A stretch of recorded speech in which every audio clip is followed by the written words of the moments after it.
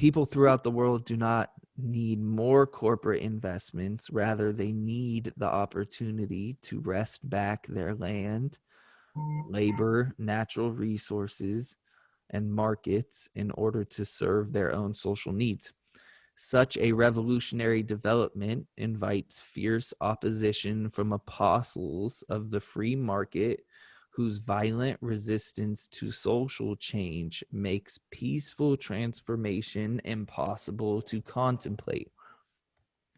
Even in countries like the United States, where reforms of limited scope have been achieved without revolution, the peaceful means employed have entailed popular struggle and turmoil and a considerable amount of violence and bloodshed, almost all of it inflicted by police and security forces. The last point frequently goes unmentioned in discussions about the ethics of revolutionary violence. The very concept of revolutionary violence is somewhat falsely cast, since most of the violence comes from those who attempt to prevent reform, not from those struggling for reform.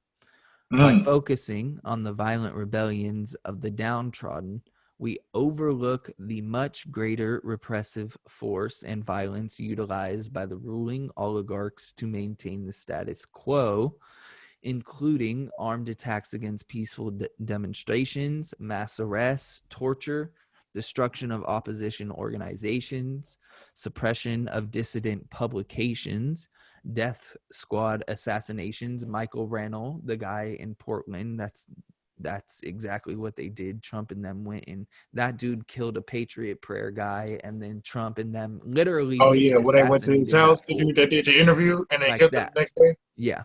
Yeah. The extermination of whole villages and the like. Most social revolutions begin peaceably. Why would it be otherwise? Who would not prefer to assemble and demonstrate rather than engage in mortal combat against pitiless forces that enjoy every advantage in mobility and firepower?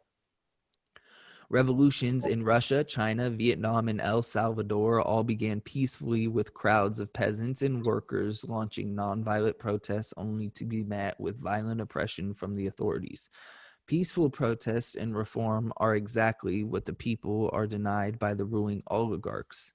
The dissidents who continue to fight back, who try to defend themselves from the oligarchs' repressive fury, are then called violent revolutionaries and terrorists. For those local and international elites who maintain control over most of the world's wealth, social revolution is an abomination. Whether it be peaceful or violent is a question of no great moment to them. Peaceful reforms that infringe upon their profitable accumulations and threaten their class privileges are as